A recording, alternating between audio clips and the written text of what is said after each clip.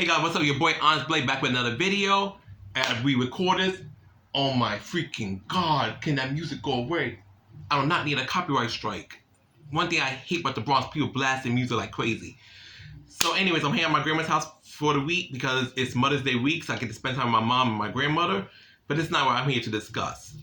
So I'm on Twitter. You're just scrolling Twitter, kind of bored, so I'm just scrolling Twitter. And I see a fighting game player makes this comment, and I will leave the thread inside the description. But excuse me, I do want to say this real quick before I get started. Please do not go on that thread. If you want to have a discussion with that person, that's fine, but don't go there being disrespectful, because it's one thing to disagree with somebody, but it's another thing to be an ass right and try to argue with somebody because they have an opinion that's different than yours. This is about video games. It's not about black people, race, talk about gender, talk about LGBTQ stuff. So please keep it respectful. But now I'm gonna get started. So I'm gonna call this patch culture. And basically what this person is arguing that so many lesser skilled fighting game players, I pray that, that music cannot be heard. I pray that I only can hear it and my camera does not catch it, because I do not want to record this video 3-4 times. Anyways, this person saying, people keep asking for buffs for their characters that are not doing well at high level, and nerfs to characters who are like really dominating high level tournaments for various fighting games. Doesn't matter, it's Tekken 8, Street Fighter 6, KOF 15, etc, etc. I feel like this is gonna be hell. If things can catch me, you can probably catch the damn music in the back. I'll just see what happens. I'm sorry, why does your music gotta be that loud? Okay, so anyways, going on with going about the whole patch culture stuff. This person argues that if you're a bad player, no matter how many buffs your character gets, if you do not know how to play the game, or you do not know how to utilize your character's various attacks, abilities, whatever, no amount of buffs is going to make you a better player. And that I agree is 100% correct. However, there are plenty of good players who use low tier characters and still make them work. That doesn't change why the character is lacking a lot to handle the stronger characters. A good example is my good friend Brawler and well-known Street Fighter player and Aki main Hikaru. They use Aki. Now, by no means, just because they play Aki exceptionally well, is Aki a top tier character, a mid tier character. Aki is still bottom tier. They just put a lot of time and effort and really learn the character in and out, as well as learning their opponent's characters, so they use Aki's move set to fight their opponent's character to the best of their abilities. That doesn't mean, oh, Aki's fine. Aki could beat Ken. Yeah, but normally Ken will shit on Aki. The player, Ken was outplayed, but does not say here like, go by tools or tools, Ken and Aki are equal. They're not. Ken is still the superior character. I know Aki's getting buffs for season 2, but I'm talking about in general as of right now. That doesn't change by that, Aki is still the inferior character compared to Ken. And another good example is Azuzina in Tekken 8 before her nerfs recently. Azuzina was a very dominant character, and that's not a shade to any people who play Azuzina before her nerfs. But Azuzina was just very obnoxious. The only Tekken character I think was more stupid than Azuzina is Dragunov and Kunimitsu in Tekken 7. But Azuzina was very obnoxious.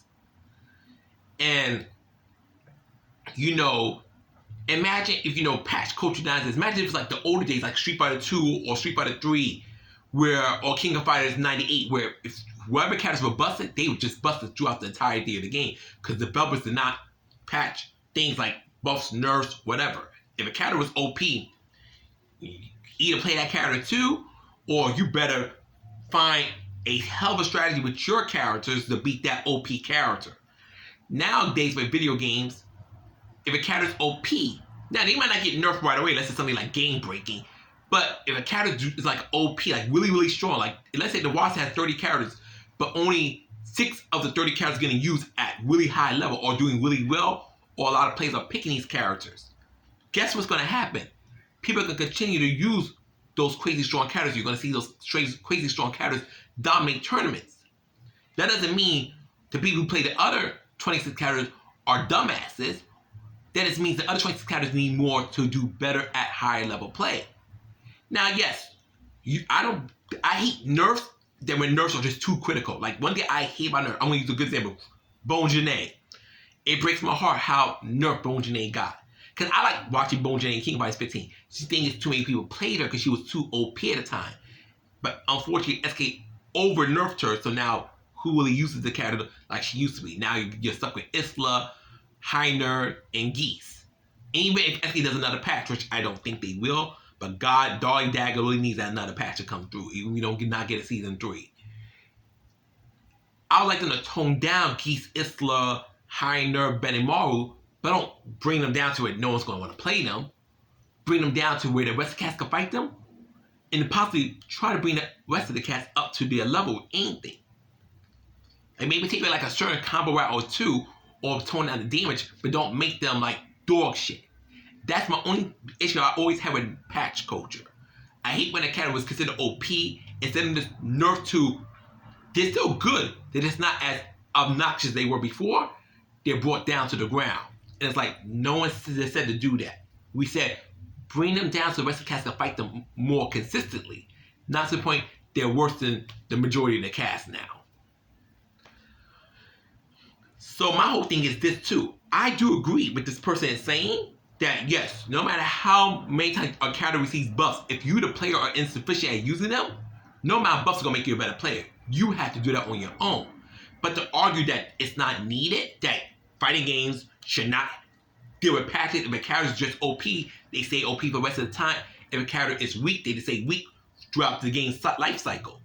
I disagree with that heavily, and I'm glad we have evolved past such a way of thinking.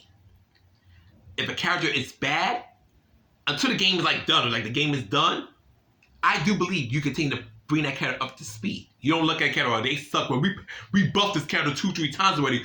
At this point, fuck it, we're not buffing them no more.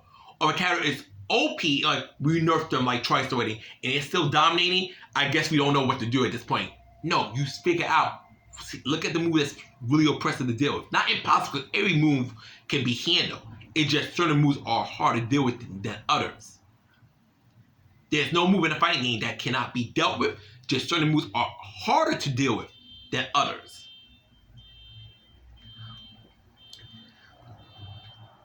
So how I get that patch culture is unnecessary, that fighting games don't need to be patched, like, you know, a person just sucks, they suck.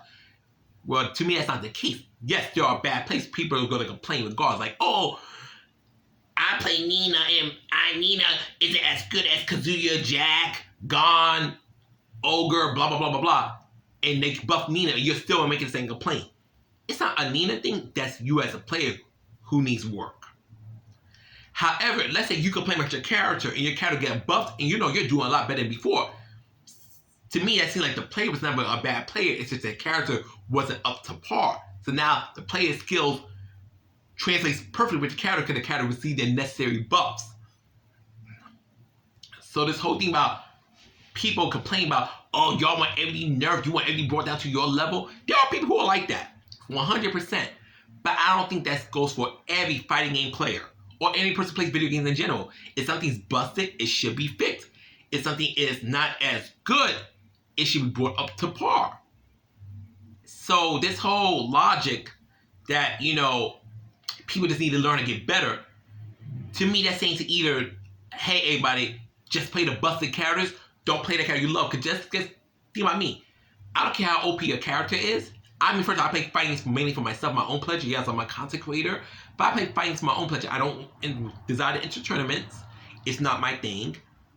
I don't desire to become the next Austin Ash, the next Joe Fury. It's just not in me. It's not something I want to do. But regardless of that, if I'm playing a fighting game and I'm noticing that, you know, when I'm going across this character, it's next to impossible to beat them. And not only that character's next to impossible to beat, when I watch tournaments on YouTube or Twitch, a bunch of people are playing that character. So it's telling me, okay, you know what? It's not me, the player, who's bad. That character is just really, really strong. Yes, one could argue, just play that strong character as well. But if I have that character doesn't speak to me as a player, I don't care how OP that character is, I'm not going to play them. I got to play a character who speaks to me, who resonates with me. And I think a lot of fighting game players also do that. Not saying all, some of them are tier whores and, you know, whatever. But I think a lot of people, when they play a fighting character, they want the character to be good, but no one says, okay, I'm not going to play that character now OP.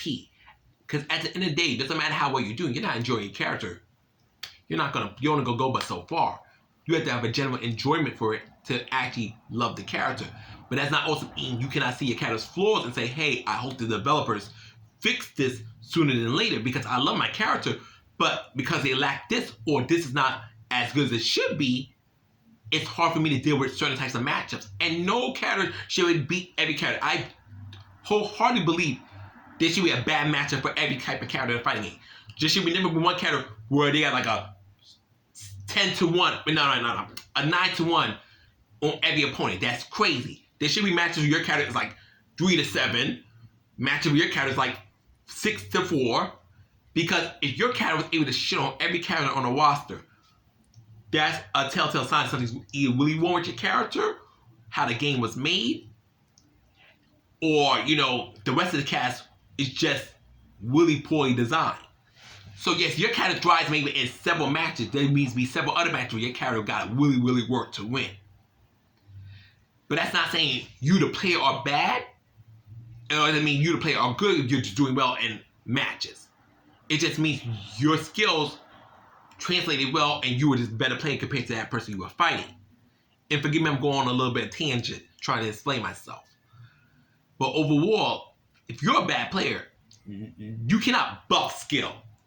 That's one thing. So that's another reason I don't get why the whole hubris about patch culture. You cannot buff someone to be a better player. You can buff a character. You cannot buff someone to be a better player. They either have to learn to be a better player or they're going to be ass throughout the entire game and just go on Twitter or they complain, bitch, and moan.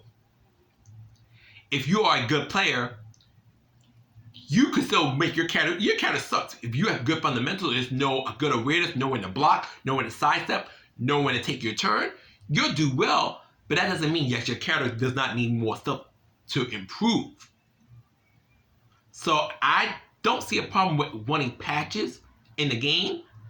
My whole issue is don't ask for a patch thinking it's going to suddenly make you a better player. No, because you already suck in the game. There's no patch to make you a stronger player. There's a patch to make the characters better, but it cannot make you better. So that's the end of the day, to me. That's my whole issue with this person's comment. They're acting as if, you know, wanting patches is a bad thing. Like suddenly, scrub bad players want patches so they can do better, so they can blame their character when they lose. It's one thing if that person just sucks and they're making these kind of baseless complaints, meanwhile their skills are just horrendous. But if a person's actually shown that they can play the game, but can pinpoint, okay, that's the problem, that's the problem, that's the problem, I think that's a great thing. I think that's good that they're aware of certain situations that needs to be handled. But that's just me. I'm kind of tired of talking this topic. I'm just glad the music ain't playing. I'm praying when I listen to this that the music isn't there. Otherwise, I have to do this again, which I really do not. But if this uploads, obviously, that means this was a success story. Leave your thoughts in the comments. Thank you guys for listening to me. Peace and take care. Honest Play out. Love you guys. Ciao.